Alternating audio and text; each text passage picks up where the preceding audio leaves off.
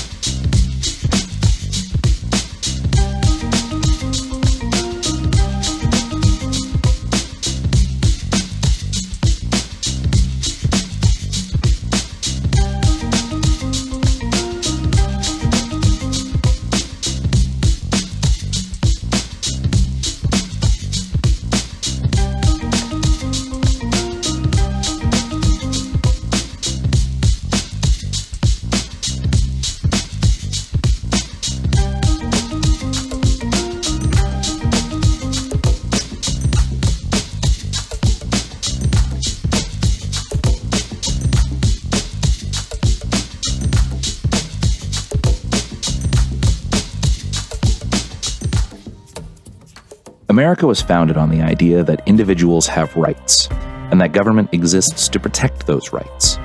Throughout its short history, the country has, time and time again, experienced the government failing to uphold its role. Since 2014, multiple instances of police violence captured the nation's attention, culminating in a series of protests, fires, and riots over the unlawful killing of citizens, most notably George Floyd. How did we get here? What led Americans to have such a distrust for the institution that claims to exist to protect them? Throughout history, what we call police today took differing forms, going back as far as Roman city guards, prefects, and vigils, to name a few, evolving into constables, marshals, sheriffs, and eventually the police. The way policing evolved in Great Britain, it took centuries for it to develop to where it is today. If we go back to the Anglo-Saxons, there were no public police, and lords and kings were not involved in law very much at all. It was mainly the local community and a mutual support sort of arrangement. Someone gets robbed, they put out the hue and cry, as they said, and everyone in the village was expected to come out and help catch the bad guy. They began to expand their domain, I guess, legal domain. Say the public enforcement applies on the roadways, the bridges, all these public things. And then they said, well, strangers traveling through, they can't call on the local community for help. So that's a crime against the king as well. That means the king gets the restitution, any property confiscations, that sort of thing. This is a case that today we mostly associate policing with the government, but that hasn't always been the case. So in America, we've inherited a lot of our legal traditions and law enforcement from England, and say what we would commonly associate is like the first modern police force that we would recognize came about in London in 1829. It wasn't the case that you had, say, criminal law. You had a customary law in which individuals, cases would be between individuals instead of the state versus whomever. And so it was the responsibility of individuals and their community to provide mutual aid in this sense of helping stop thieves or testifying as witnesses of the crime. You start seeing private kinds of watchmen, private policing. The Thames River merchants formed what essentially was a police force to protect their properties along the river. Kings would declare things against the king's peace, where under customary law, things that were traditionally, say, a dispute between you and someone else, or you were the victim of some offense, you would be compensated as the victim. Where the kings, they saw this as a source of revenue. We're going to declare this same act against the king's peace. And so the revenue would go to the king instead of the victim. And this leads to a problem where victims, they're often the ones bringing cases, they're witnesses. If they're not going to be compensated, they have less of an incentive to participate. And this is a problem we see with prosecutions today. And so you start seeing these kinds of developments. And of course, the pressure on the king to do something about crime, the king turned to punishment rather than restitution for victims. So the offender would still pay the king his payment, but then he'd be punished as well. At the same time, we are seeing more and more policing. The justices of the peace especially in the London area, began forming a force of thief takers or bounty hunters, whatever you want to call them, and coordinating their activities in the community, so it becomes more and more like a police force. In 1829, Robert Peel created the Metropolitan Police Department in London. Their purpose was to maintain public order, particularly through the suppression of public demonstrations, such as the Chartist demonstrations for the working class. A few years later, similarly structured police forces began appearing in major metropolitan cities in America and abroad.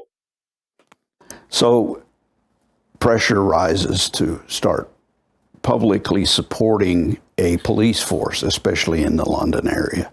The first place that got police was Middlesex, which is where Parliament is. And then it spread through London, and it starts spreading through all of England. There was a lot of resistance to public police. People knew what was going on in France, and seeing the public police being used against the people, they were very resistant. So they required that the police could not carry firearms. They had to wear a blue uniform so people knew who they were. They were unable to, use strong force. They carried a baton of some sort, typically. But gradually over time, then we see development of the modern kinds of police forces in England. And it's about that same time that we start seeing sort of copies being developed in the United States. England's a national system, but the United States it was cities like Boston and New York and San Francisco where you see the first police forces. Then in America, the first modern police force that we'd recognize came about in Boston in 1838, and then by the end of the 1800s, pretty much every city had a metropolitan police force. But prior to this, you mostly have the sheriffs. Law enforcement was very informal. You didn't have this many government-paid individuals involved in it. So instead you'd have, say, night watch, sometimes volunteers, sometimes conscripted constables who would have the responsibility of serving warrants. But prior to that, the rise of those police departments, you mostly had private efforts as far as law enforcement went. So America inherited a lot of its legal traditions from England, and about the same time that England was establishing their first government police force that we'd recognize as a modern police force in London in 1829, it was shortly afterwards that kind of system was imported to America. But prior to that, you had sheriffs. They've existed since the founding of America. Informal security patrols, usually volunteer or sometimes conscripted. Constables, but once we hit the mid-1800s, government police forces started coming about.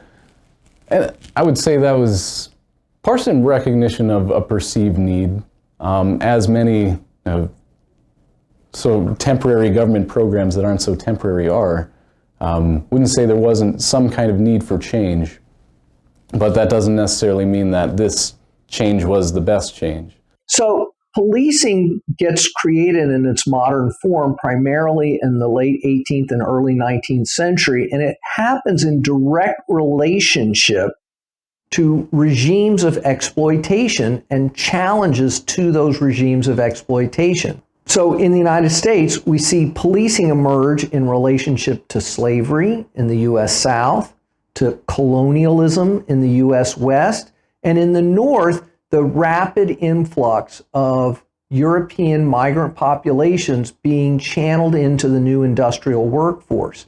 And in each of these cases, the population subjected to policing have been at the losing end of a set of economic relationships that they have resisted both formally and informally, which has resulted in intensive policing of labor unions, of slave revolts, and of colonized populations. I think the first year after the British force was formed, they fired 3,000 of the police over that year. So they didn't necessarily attract the right kind of people, and probably for the same reason as today. Corruption is very attractive when you have lots of discretion. And so you essentially sell the right to commit crimes. Up until this point, the police acted within their general purpose of being peacekeepers in communities, enforcing the law and maintaining the status quo. With the advent of the war on drugs, the police were given powers far beyond their original purpose, leading to an increase in violent and potentially deadly encounters with police and the communities they were meant to serve. Since the invention of SWAT teams by the Philadelphia Police Department in 1964, the police have become increasingly militarized, even beyond this specialized unit. I'm gonna go to the left side. Police Department, search warrant! Police Department, search warrant! Ah, hey, what? Coming through, fire! Go! Police Department, search warrant! Get him down! Get down here! With you! Need one! With you? Okay, just relax, okay? One on front of the couch, then. Up, hun. Get up. On top of your head. Put your hands on top of your head. Get a female right here. I got it. We need one in the back. Need one. I'll take it back a little bit. Clear. Come back. Got one here. Need one in here. So the war on drugs started then, and the push was from various temperance groups, same people who were pushing for the prohibition of alcohol. You've heard, I'm sure, about marijuana scares in the 1930s, reefer madness and things like that. Those ideas were being pushed by the Drug Enforcement Administration, whatever it was called at that time. They looked for new things to control.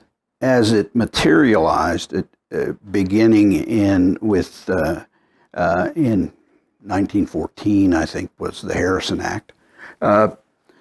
The idea, or the alleged purpose, was to control the flow of drugs, make doctors write prescriptions, and all this sort of thing. And so it was generally aimed at doctors. But as with lots of legislation like that, lots of paperwork for the doctors, lots of red tape, all those sorts of things come into play. And it's not very effectively enforced, so it wasn't, enforcement was supposedly done by the Internal Revenue Service. And at that time, it wasn't a giant organization like it is today. The drug war, for starters, has caused far more harm than good to our society, to our communities, our neighborhoods. And it is criminogenic. I mean, the drug war itself causes crime. And it certainly is seductive to character challenge police officers who think, well, here's a good way to, score some drugs for my own personal use, or to turn around and sell, which makes a police officer nothing more or less than a drug dealer. I think the war on drugs is probably the single most pernicious central function of policing today. Police continue to make millions of low-level drug arrests that serve no legitimate public safety or public health purpose.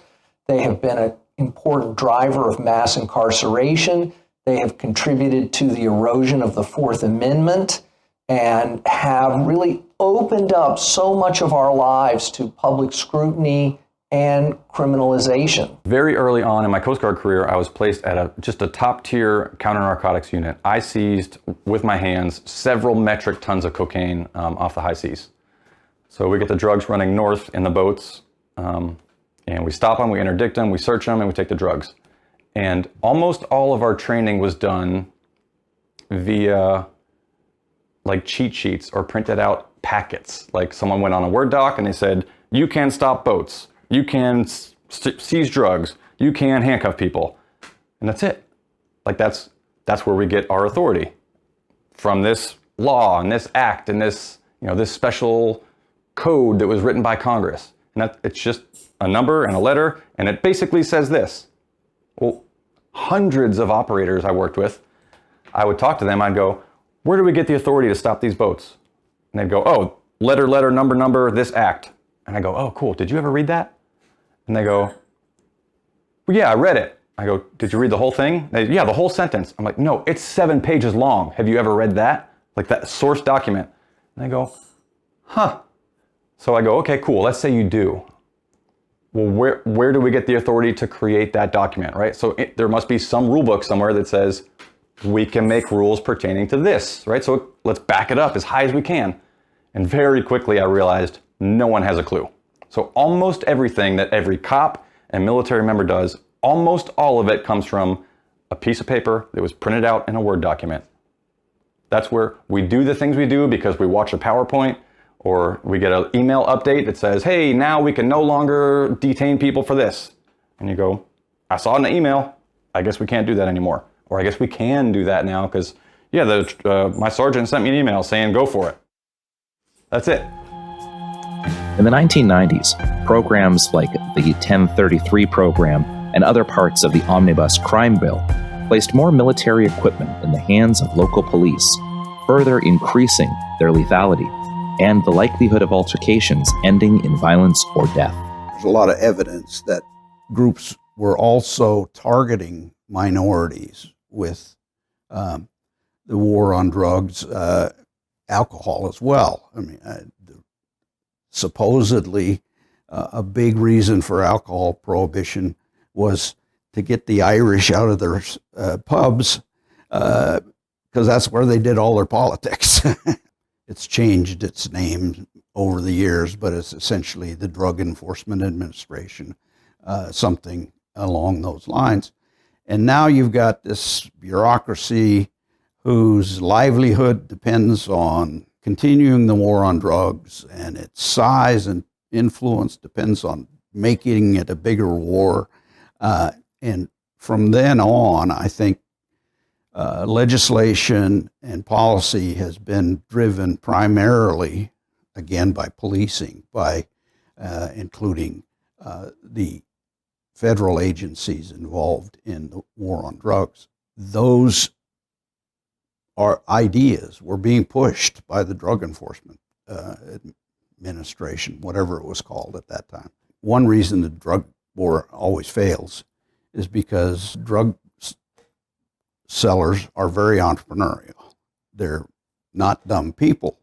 They figure out a way around a barrier that's been created. So you make one drug illegal, they shift to another one, and maybe have to change it some to make it a reasonable substitute for the other one.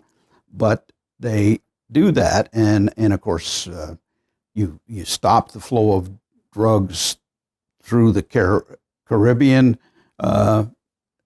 drugs start flowing through Mexico more. So these kinds of successes in the war on drugs are very short-lived. All these new drugs have to become illegal so the DEA can cover all of those as well. And so the war on drugs, I suggest, is continuing through, I'm going to say, misleading information coming out of policing and Drug Enforcement Administration. The increase in power and a rise in criticism from the public had some negative impacts on many police officers. The reality is that police are mostly doing what they've been told to do. And the people who've told them to do it understand that it's going to come with some violence and abuse. And they have created a legal system to basically excuse that violence and abuse, except in the most extreme cases, or when it's necessary to kind of punish someone to reestablish legitimacy for the larger system. I think that's what we saw in Minneapolis, where Derek Chauvin was convicted with the assistance of the police department because the police department knew that if he wasn't convicted, the entire police department would be at risk of being defunded. I would say a good cop is an officer who shows up at the door of a family disturbance, any kind of an assault, any kind of lost child call, any kind of a call you can imagine, from a bank robbery to a domestic violence call, and is calm and is thoughtful and is an absolutely excellent listener and somebody who is watchful and observant and self-confident. An officer who is sort of the opposite of all of those qualities is exactly who you don't want showing up at any kind of a crisis situation. So you're looking for a cop who is calm, is confident, and has some maturity about him or her. If you're curious, go find a cop that's at like year 8, year 10, year 12, that's working behind a patrol car, and just talk to them. Say, hey, what other things have you done in your agency? And a lot of them that are at the 10-year mark, the 12-year mark, the 15-year mark, if they end up in a police car handling calls, it's usually for one or two reasons. Either one, they love driving a police car, or 2, they were recently very seriously punished at work, and their punishment is to go back to driving a police car. So what does that tell you? Those actions tell you a lot of things, and they also tell you that the people that are arguably the most important in a community, the ones handling calls, the first ones on scene, are the people that are young and inexperienced, or the people that are old and have been punished and now are miserable. I hear cops all the time say, I was on this special unit, I had life really good, and now I gotta drive a freaking patrol car. And they go, you know what I'm gonna do? I'm gonna park behind the grocery store, and all I'm gonna do is handle calls when they send them to me. And I'm gonna try and get out of every single call. And I go, that's good. Thanks for helping the community. Awesome. So most officers don't use a tremendous level of force. Many police officers never use their handgun, never shoot anyone in their entire career. However, police are violence workers. That's what distinguishes them from other government workers, is the authorization and capacity to use violence. And so when we mobilize police to address a problem, what we're mobilizing is that potential for violence. And since police authority rests not just on what the law books say, but ultimately on that willingness and ability to use violence, when police authority is challenged, police naturally have a tendency to escalate that use of force in order to not only resolve that on-the-ground situation, but to reestablish the primacy of police authority. For what? I'm not doing nothing illegal. No, I'm not. That is not the street, and you know that. And you know that. It doesn't matter. Show me what's your name. I ain't got to show you nothing. You don't Go want ahead, to. grab Stop. me. Grab me if you want to. I will Stop. press charges on you. I will sue you. Walk over here. I will sue you. You ain't got to grab me, bro. So even many encounters where no one has actually broken a law, we see police violence because someone has engaged in what we call contempt of cop. You telling me to do something? Call your supervisor. You have to. I am the supervisor. No, I need to file an unsolved complaint on you. We already did it to you. Do it again. I am the supervisor. No, call your supervisor. I am the supervisor.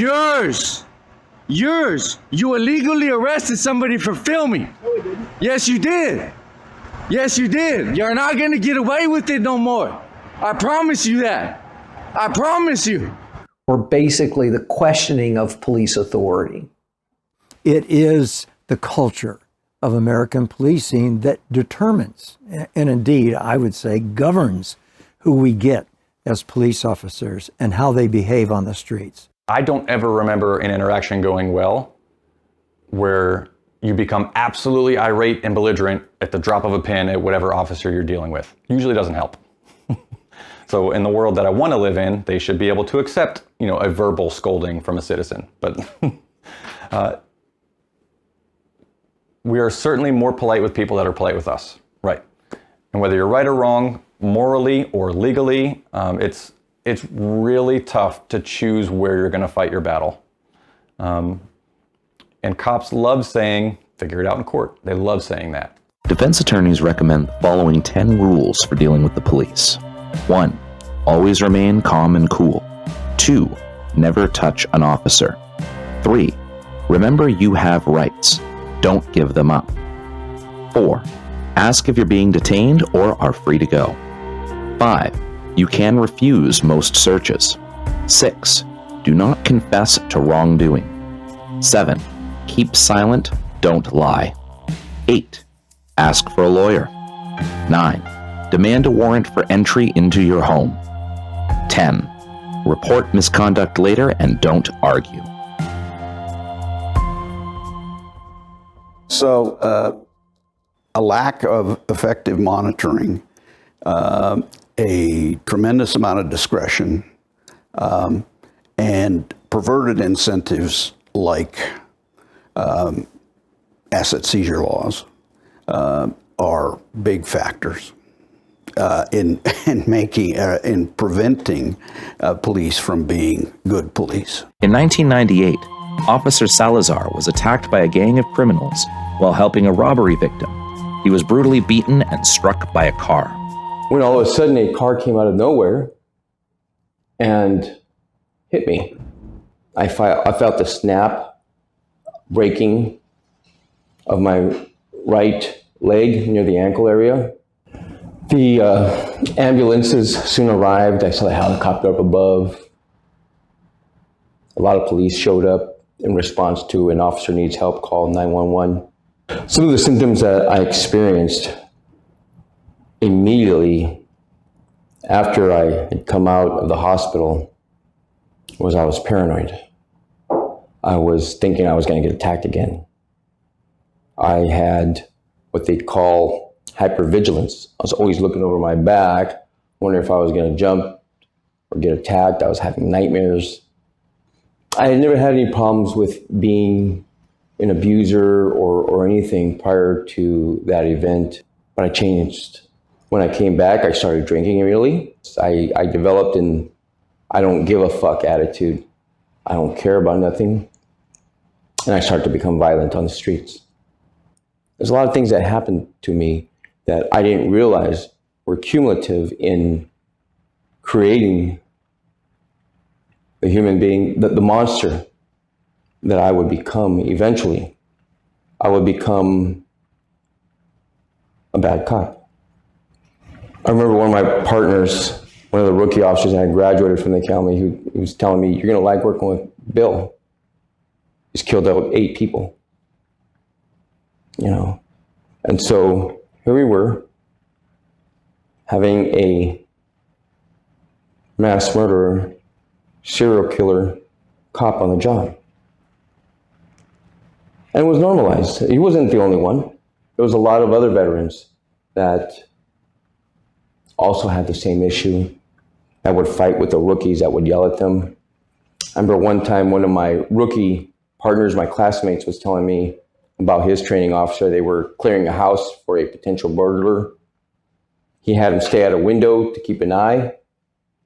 And so his partner, who had also been on the force for quite a while, went inside the residence to go look for the burglar. My friend, my classmate, had gone to the window and he was, guarding it, and he saw a male who approached. And believing that it was the burglar, he screamed, "Police, I'm gonna shoot you!" Turned out to be his partner. Partner got scared the crap out of him. And he came out and he pointed the gun at him. "You do that again, I'm gonna fucking shoot you." And Sal, I shouldn't even mention names. And so my friend took out his gun. And here's 2 cops facing off. The training officer and the rookie, because the training officer got scared. They're not arrogant, they're confident. And the difference between those two sort of personalities or conditions is truly profound. I want to be confident. I need to be confident. Policing can be scary. It's certainly not in the top 10 of the most dangerous jobs on the planet or in our country. Mining is more dangerous. Agriculture is more dangerous. If you want a really risky job, go out on a crab fishing boat in the Bering Sea. I mean, there are many, many occupations, agriculture, on and on and on, that are more dangerous than policing. But it's police officers, oftentimes, not always, who make the job more dangerous than it happens to be and more dangerous than it has to be.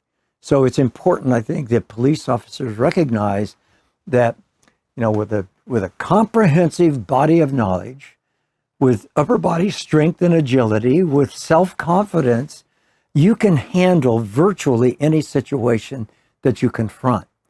And it's vital that you be able to include in that definition somebody who can fight, somebody who, God forbid, it comes to this, has to take a life, that a police officer needs to have that capacity, that capability. And if you happen to be the kind of cop that doesn't know the difference between right and wrong when it comes to character issues, there's a pretty good chance that you're going to be lulled in to that pattern of corruption. It happens when officers do in fact seize drugs, convert them to their own use, or turn around and sell them, as I was mentioning. It also happens when police officers make unjustified stops and unlawful searches and seizures. And when they lie on their reports, or they raise their right hand and swear to tell the truth in court and then lie through their teeth. Now, does that describe the majority of police officers? It does not.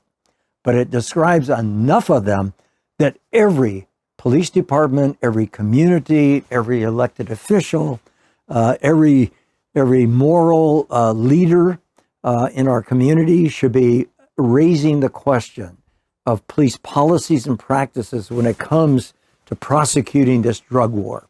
It's an unholy war. It's got to stop. We can make our cities almost overnight dramatically safer than they are today. As an economist, I would say incentives matter. What are the cops' incentives? A small town cop who knows everybody and is a friend of everyone in the area and that sort of thing is going to be a conscientious, good cop.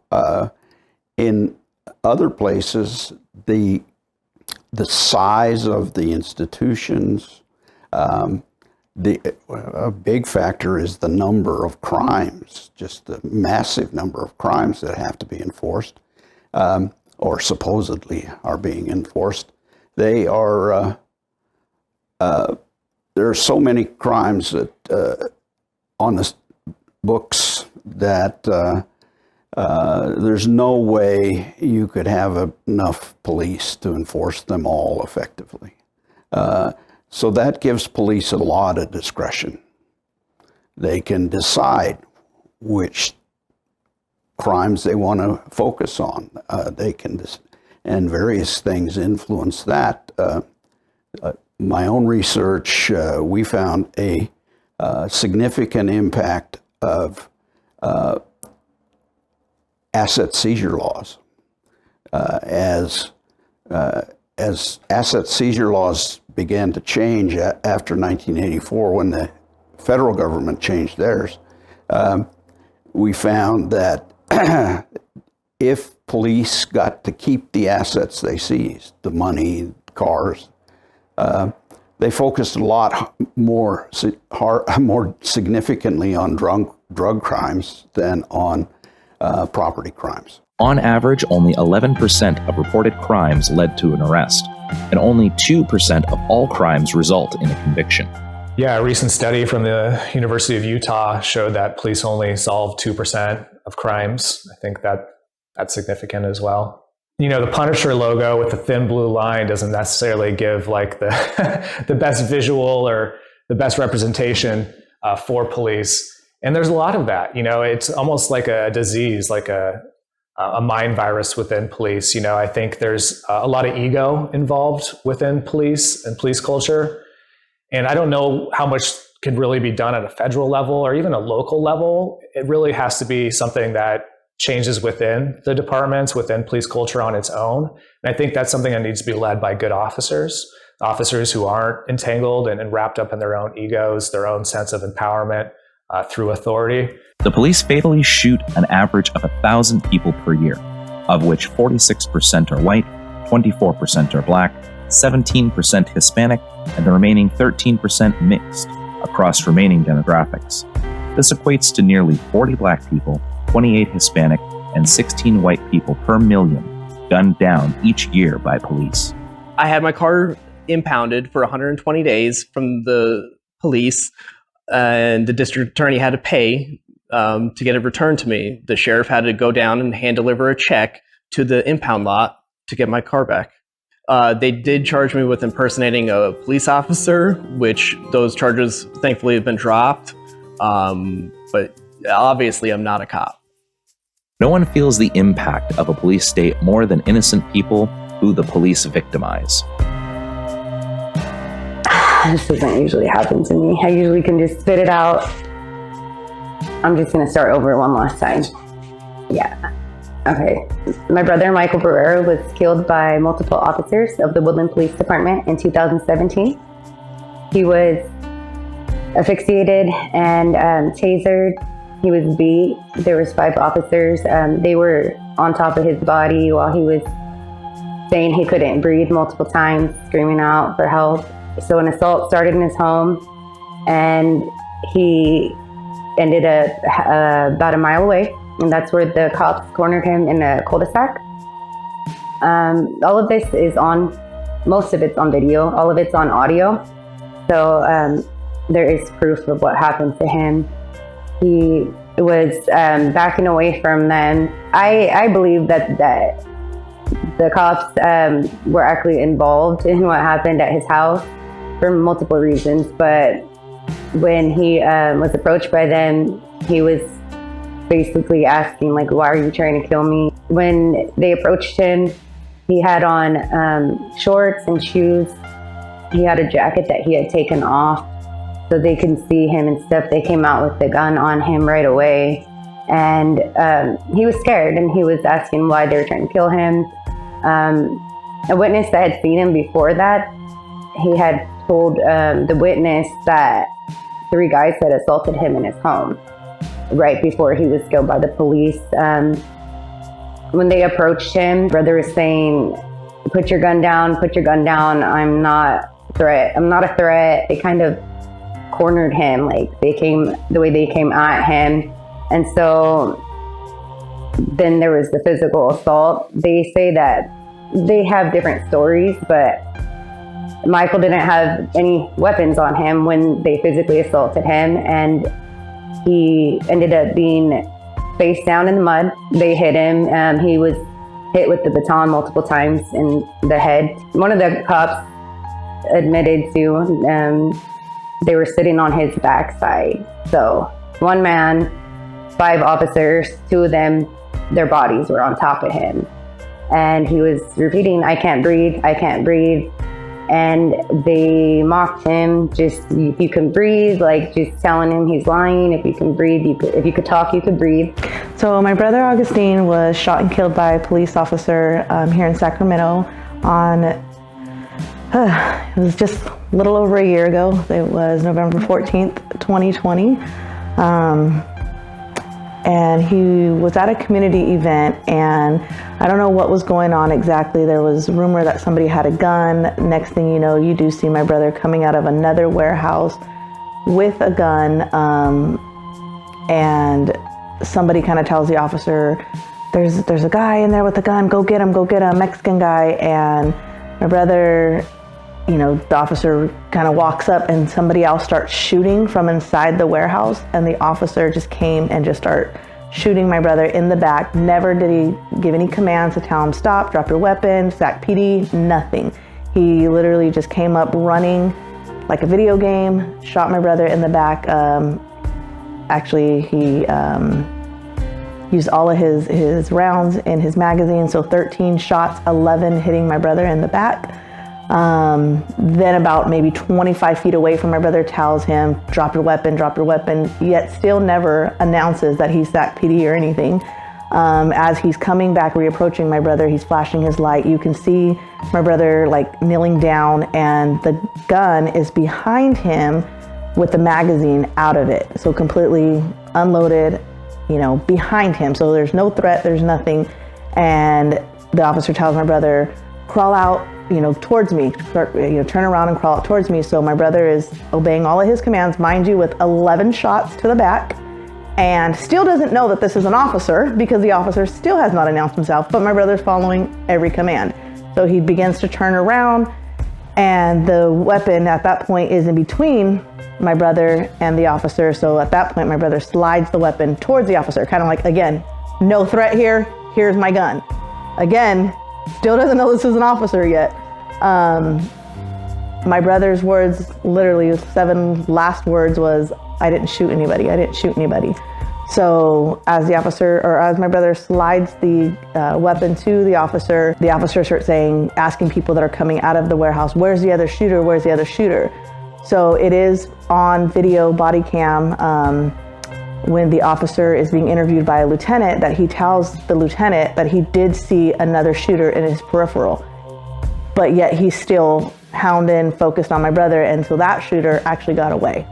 My brother never shot his weapon. The police PD did say that they did do a GSR report. You know, there was no gunshot residue found on him. The magazine, like I said, was unloaded when the officer was reapproaching.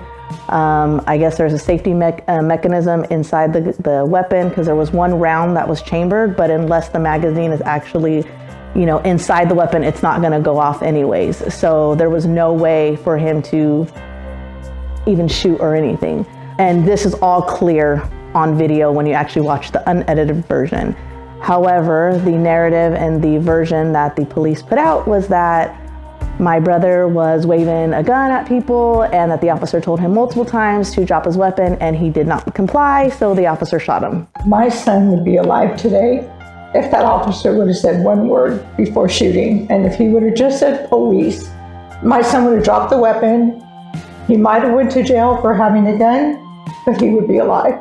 So we have all of that on audio, the last moments. You can hear when the cuffs were put on. It lasted for several moments, and yeah, I don't know like what everything that led up, because I wasn't there, and there's nobody that was there besides Michael. But what I do know is that the assault did happen in his home, because the home was totally torn up. So the police also do have, they have the pictures that they went to the house to check. I say they broke into his house, because immediately they were in his home when he didn't get killed there. So we questioned that right away. Why were you guys in his home? And there was blood marks in the home. So there was signs of a struggle and a fight, and that evidence never went into play.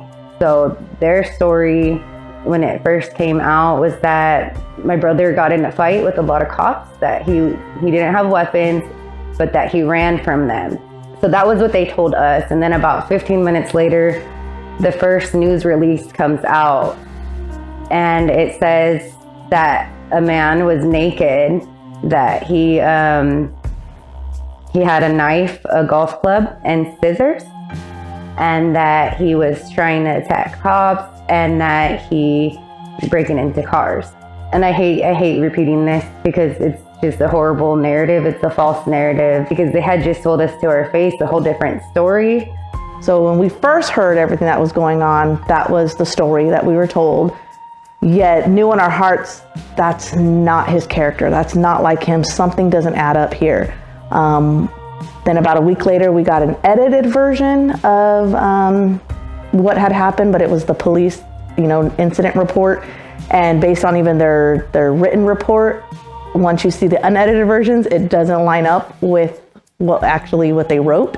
So the way that they portrayed it and the way that they told the news, so the news also, just said the same thing without really investigating. They went with the narrative that, after multiple attempts, or after the officer asked multiple times for my brother to drop his weapon, he finally does. And they show him when he's turning around, pushing the weapon away.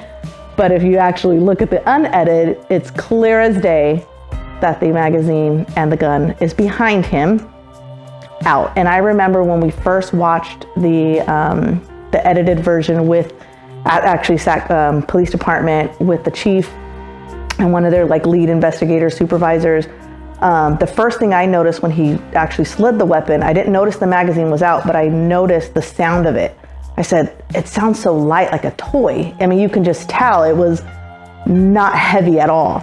And then as we got the unedited versions, then I went through, watched them numerous times, and then I was like, wait, there's the magazine out. Wait, hold on, there's, and you can just see clear as day that it's all there. On March 2nd, 2014, it was around 8:30, 9 o'clock in the morning. Gabby had gotten into an argument with my mother, and she wanted to leave and take one of my cars to go cool down. I want to tell you, my daughter had bipolar and severe depression that she battled with. and my mother was worried for her. So she called, I guess, the police to see if she could get maybe a I guess, mental crisis team to go and meet her, find her, and maybe help her, give her some services. They were familiar with her, with my daughter. So that's how everything started. Basically, Gabriella took the car and she went over to her friends, or she was on her way to her friends. My mother lived on Antelope Road, and her friend lived on Madison and Sunset, which wasn't too far away. The police got a hit on the load jack, like a GPS. They found the car and they pursued her. She took them on a chase. When she got to the apartments, the cop cars were already there, blocking her to go anywhere. They told her to stop, get out of the car with her hands up. My daughter got out of the car. She had no weapon. She was not resisting. She had her hands up, and the police opened fire on my daughter. 17 bullets penetrated her body. They tried to say that the vehicle that she was driving was the weapon, that she was ramming them. I think there's only been 7 police officers who have been convicted for murder since 2005. So, yeah, there's very little incentive once again, and they don't have any federal databases when it comes to people killed by police. There are many conflicting opinions about how to reform police, and no consensus on which approach would work best. Most critics argue for more accountability measures, such as body cameras, ending qualified immunity, and implementing citizen review boards that have a say in how a police officer will be disciplined. Additional reforms include revised hiring policies, de-escalation training, ending the war on drugs, and prohibiting police unions from lobbying against needed reforms. Most cops who abuse other citizens are scared. They are frightened. It's part of their central nervous system, part of their DNA, however, not to show the fear. The culture does not excuse fear on the part of police officers. And yet, fear is normal, it is natural. Without it, you're dead. I mean, you've got to be smart, you've got to be sensible. And that does mean distance, and it does mean cover, and it does mean taking evasive action in many, many situations where cops are engineered to not back off. I'm here talking about this because I want other officers to not feel ashamed, to not feel guilty, to understand what they went through, and to try to make peace with themselves. They don't have to kill themselves as I had 6 partners that did kill themselves while I was a police officer. So in response to the killing of Mike Brown and Eric Garner and Tamir Rice and so many others in the period about 7 years ago, we were told policing was going to get fixed. President Obama created a task force on 21st century policing filled with recommendations that many police departments adopted. The officers involved in the killing of George Floyd in Minneapolis had implicit bias training, de-escalation training, mindfulness training, were wearing body cameras, were operating under a new, more restrictive use of force policy. We're operating on an officer bystander policy that said that officers had to intervene if they saw misconduct by a fellow officer. And none of that made any difference. There's no data to support this idea that we're going to fix the problems of modern policing with yet another training program and more technology for the police.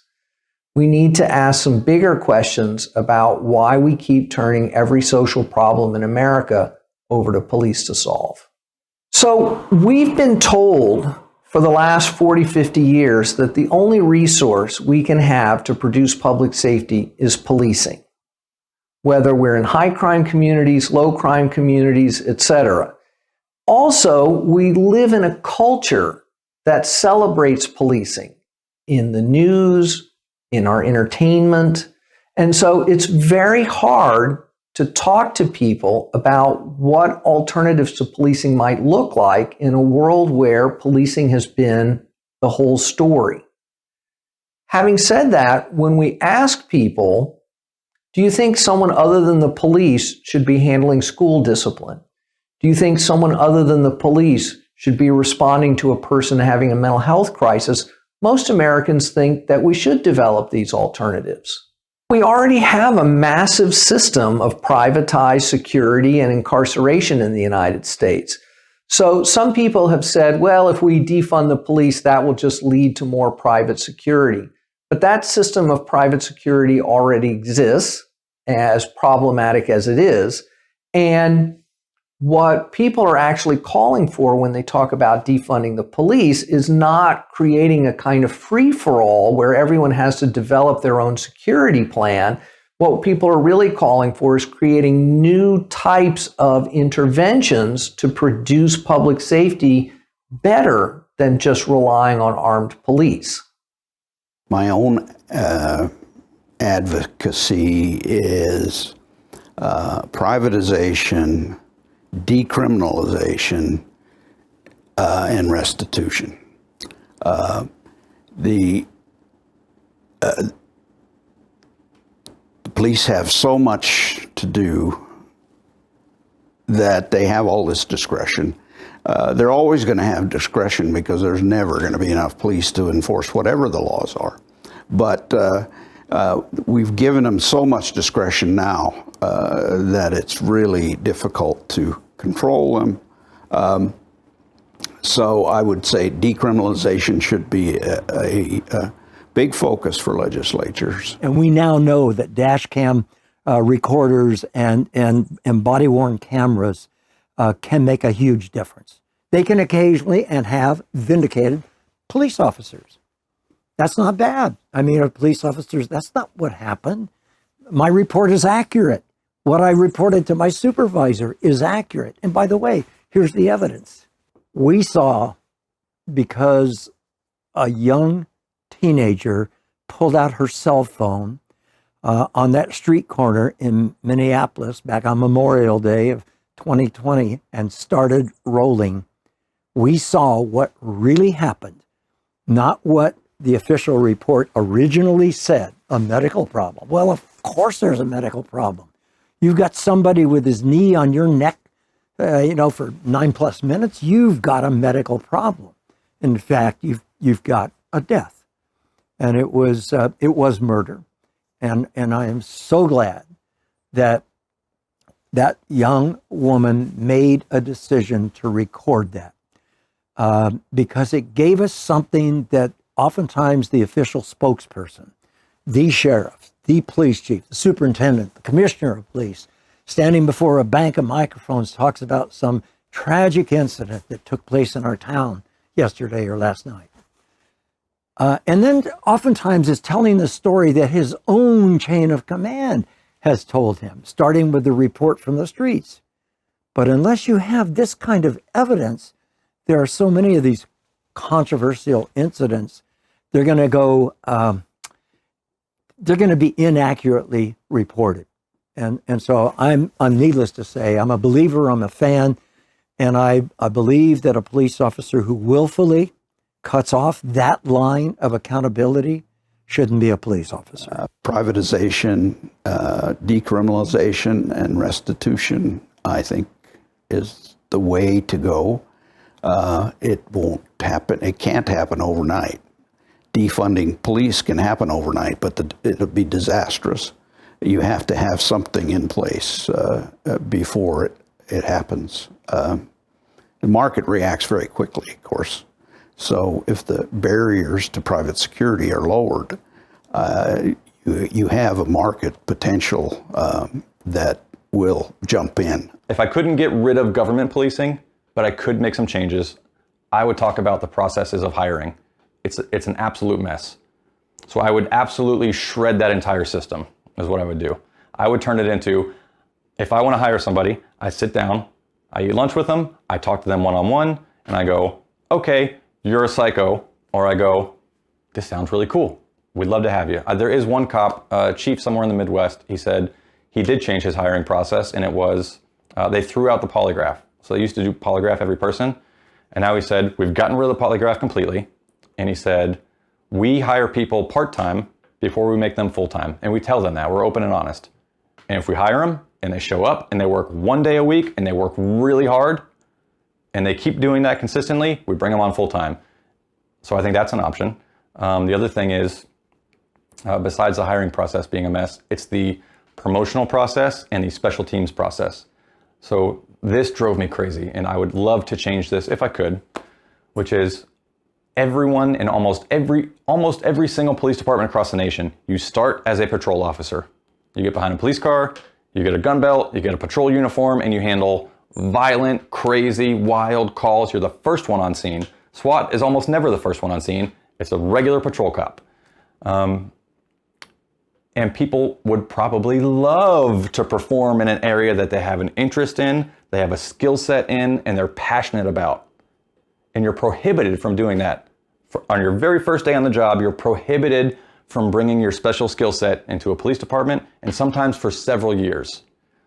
So as politics aside, you have a lot of people with skill sets that come back from foreign wars, and they become police officers.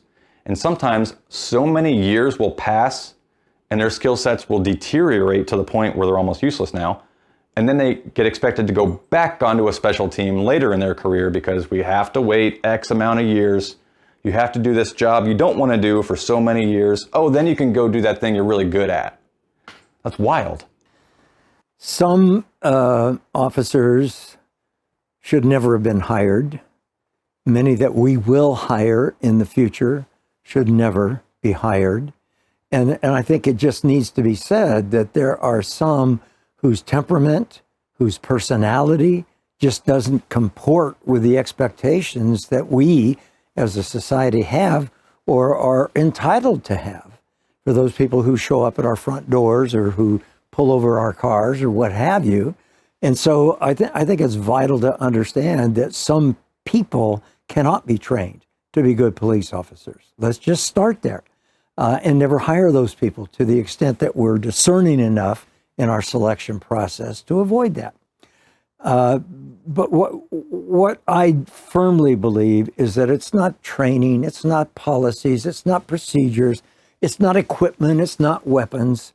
It is the culture of American policing that determines, and indeed, I would say governs, who we get as police officers and how they behave on the streets. But police unions, on the other hand, a pernicious embarrassment to police work. That's what I've said in the past in my books, and I'll repeat it here. They have, as a result of some poor management practices, continuing poor management practices, expanded their power and abused it.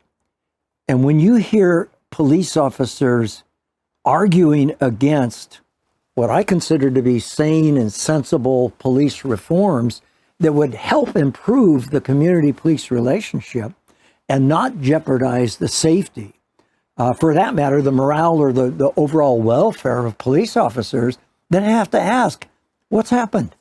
Why are you not pursuing hours, wages, terms, conditions of employment and making, the lot of your police officers, of your membership, better?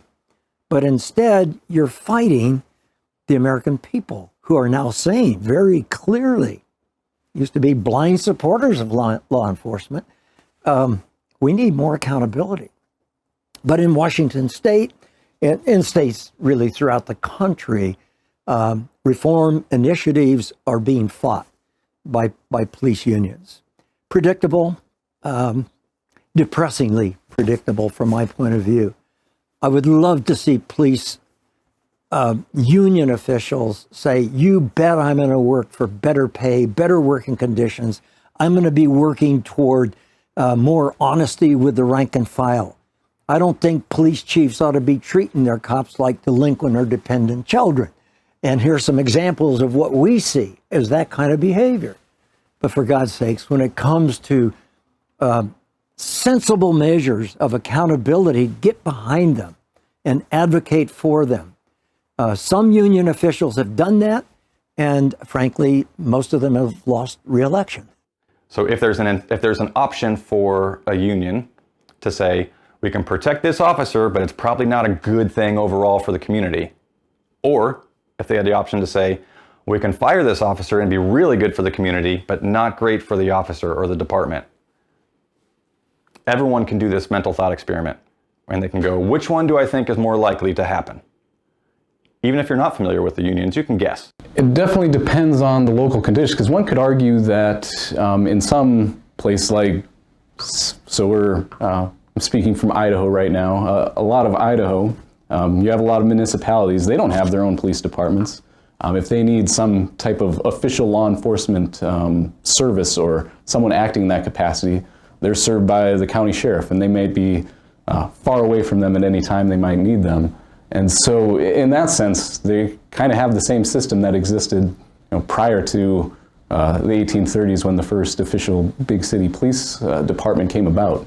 So for them, I mean, they're, as you could say, they're got to be kind of rugged individualist in terms. They don't have many crime problems. I suppose one could, an enterprising individual could probably take advantage of that, but most crime happens close to home. I mean, most burglars are, they break into houses fairly close to where they live themselves. So different areas have different needs. I would say, yeah, for a good portion of the population, especially in terms of geographical area, I mean, there's not very much a need for formal law enforcement. During the late 60s and 70s, where you had this big increase in crime, people said, oh, this model isn't really working, so we should try doing something different. And so this is about the time that community-oriented policing started. And the ideas associated with this, I mean, thinking of contrasting it with that professional era, is that police should be focused on not just crime, but overall quality of life issues.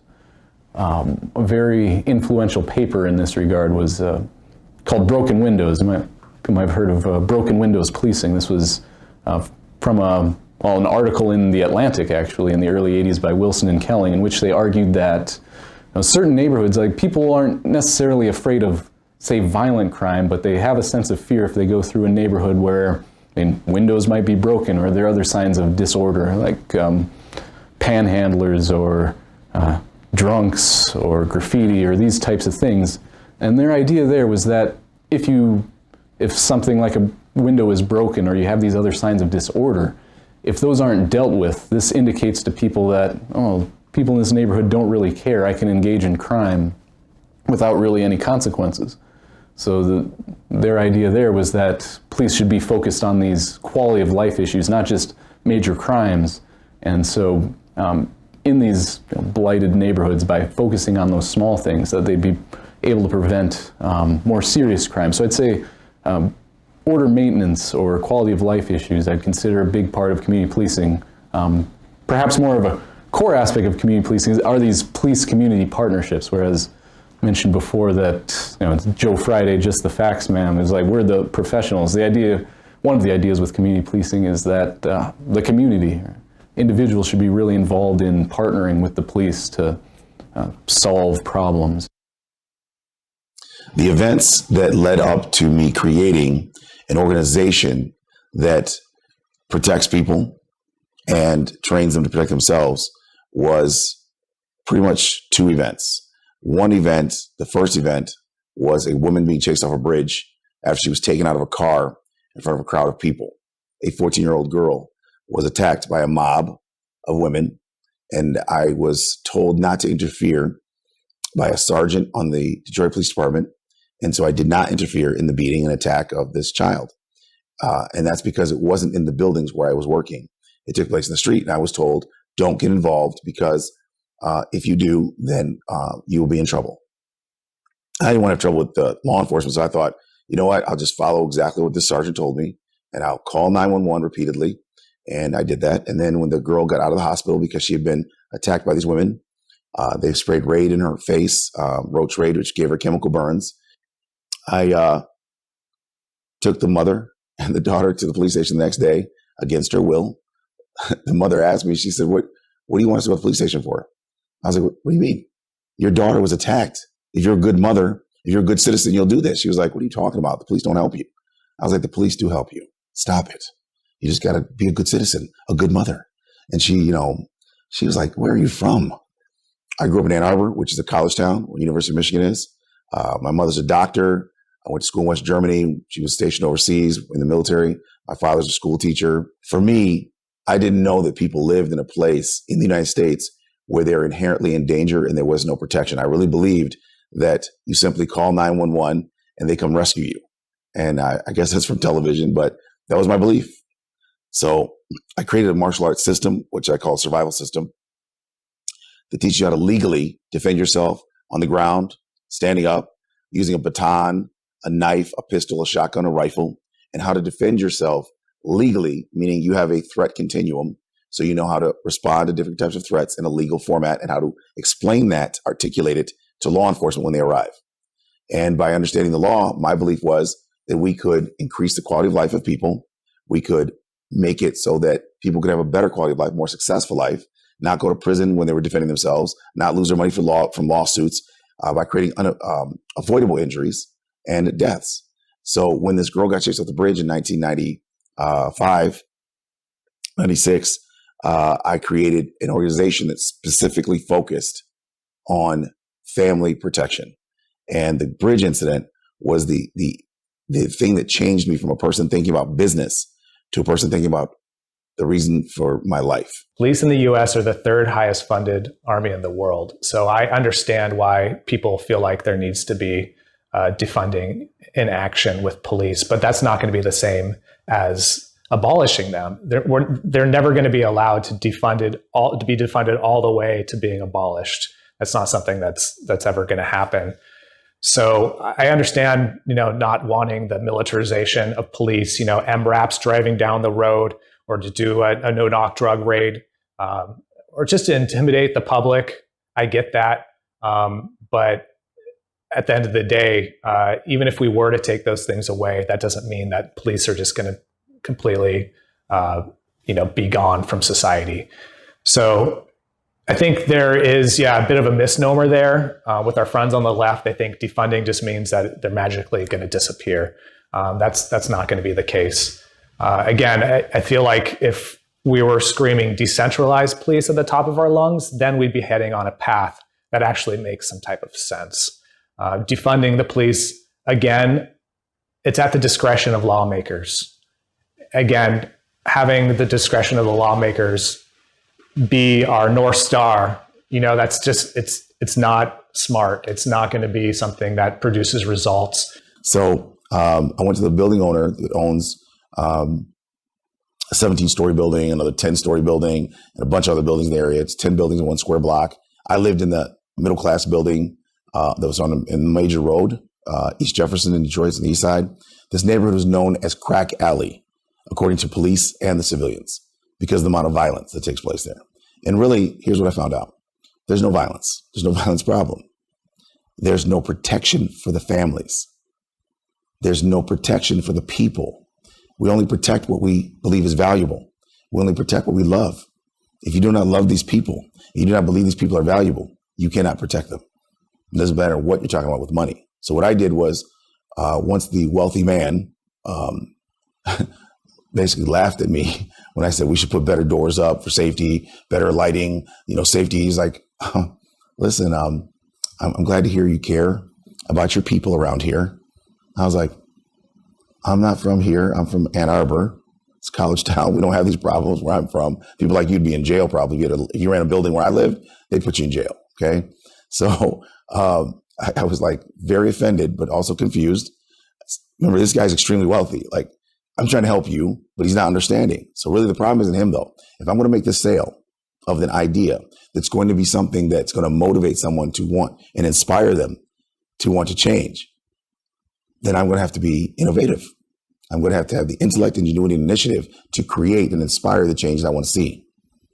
So I went back to him the next day after doing some research, and I said, sir, I said, you lost $70,000 last month when there was a murder. He was like, yes. And that's why I'm not investing in anything you're talking about. I'm not doing none of that lighting and better doors foolishness. I said, look, give me 6 months. Give me a free apartment because I don't want to be evicted. I don't have any money myself. Give me a free office space in the front of your building, which is 500 square feet. I'm going to make that into a school. Give me one free apartment in each one of the 10 buildings. I'm going to get a person from the community to protect that building, to live in that apartment. I'm going to train them in exchange for the free apartment. And I'm going to stop all the home invasion murders. He was like, wait, how could you do something, with just you? I was like, yeah, I have a dog, I have a rifle, and I have a lot of training. He was like, so a dog and a rifle and your training is going to do something for me that the entire Detroit Police Department could not do for the past 30 years. Does that make sense? I was like, no, it does not make sense. I totally get that. I was like, wait a minute, what can I do that the entire police department can't do here? I was like, this is not going to really work. I think I'm going to fail, but I'm going to try. I'm willing to die and whatever else is necessary in order to help these families survive. And I would rather die than know that I sat here comfortable in my apartment while people are screaming and literally being murdered within 100 yards of where I'm sleeping. And that's how close these other buildings were. Inside of 100 yards, people are being tortured. People are being home invaded, senior citizens, families tortured. And my mind couldn't even wrap around coming from Ann Arbor, from a college town where the police are extremely professional, very responsive. I never even saw police be rude to anyone before. I'm not saying there aren't in Ann Arbor, I never saw it. But what I can tell you is there's a different perspective in an urban community than there is a suburban community for everyone. Make a long story short, I got rid of all the home invasion murders within that 6 months. I caught some home invaders. All the murders stopped immediately. The building owner went from 30% occupancy to 50% to 100% to a waiting list. Because it turns out when you don't have home invasions and murders, you have occupancy. I personally don't believe reform is an option. I don't think it's feasible. I think there's too many false incentives, too many incentives at play for them to ever reform themselves from the top down. To me, that's just something that's not going to happen, regardless of the protests, whether they're global, whether they're happening in your city, regardless of how passionate people are, regardless of what politicians promise. There's historically been no type of incremental change throughout about 150 years now worth of protests. The first protest for police brutality that I'm aware of was 1866 of the Haymarket riot. And I believe, that was the very first time that's documented anyway that I could find that there was some type of police brutality protests. So the idea that something's going to change through protests seems totally unreasonable to me. I think in this day and age, there is a demand. There is almost a fear of living without police. And I think that there are reasons to have community protection and security services, of course. Now, the idea of that in contrast to what police are is completely different. These days, police are on a totally different avenue as to what their once intentions were. These days, they're more about revenue generation. It's more about control. So I believe that the general public, that's a tough sell, trying to say, let's abolish police, right? Even disarming police. But if we were going to say, we're going to allow you the opportunity to directly fund protection and security services that you and your people in your community find desirable, and that's going to be something that actually resonates with them. Because right now, the idea of not having police in society, it scares a lot of people. And especially even people on the right, especially the normies though, So to just completely take that away, that's not how we're going to make change. We're going to make change incrementally. And I think by planting seeds like decentralizing, but the idea of just completely abolishing police, it's not going to fly. And there is a service there, right? Even though police have taken an oath to protect and serve the public, they actually have no legal obligation to do so. They only are here to enforce laws. We are a free and democratic society. And that means that police have got to be working with community, and not just blind supporters, but critics who have earned, in many cases, their criticism of police policies and practices. So I guess what I'm saying is, unless we're willing to do the very, very hard work associated with re-engineering police work in this country, reimagining it, to use a popular term these days, and restructuring it, we're never going to change the culture. And it's the culture that dictates behavior. Average person, of course, we need police. It isn't salvageable. There's no possibility reform's ever going to happen. If anything, it's going to continue to get worse and worse. And I'll say, remember 1990s, the Rodney King video? That caused riots, huge riots in LA. Now people see police accountability, now people see police brutality videos, and it's something that's just, they're desensitized to. We've become acclimated to it. So at one time, there was outrage about these types of things. Now it's become commonplace in this country, and it doesn't seem to be because people don't care. It's just because they see it all the time. Sometimes I wonder if outlets like ours are doing more harm than good, because we're trying to expose this stuff. We're trying to shine a light on it. But if people continue to see it and see it over and over again, they're going to continue. They're not going to care as much as they once did. We will produce new generations of police officers who will carry themselves in ways very differently from the way many, not all, of today's police officers carry themselves. That kind of swagger, that kind of arrogance, that sneer on the face. They would no longer present that human being in a family beef call, in a daytime residential burglary call. They're confident, they're competent, and they can, in fact, handle themselves. They will not be defeated. It's an attitude, and it's a decision. Because if you make that decision, then you've got an obligation to study a body of knowledge, to embrace, study, and practice a set of skills, so that the person you take in to a violent or otherwise frightening situation is somebody who's truly under pressure, calm. That's what people there need. Moms and dads and kids and teenagers and the people among us who are just so angry, oftentimes hurt, oftentimes abused and neglected as children, but they don't present that way. They present as really angry and pissed off.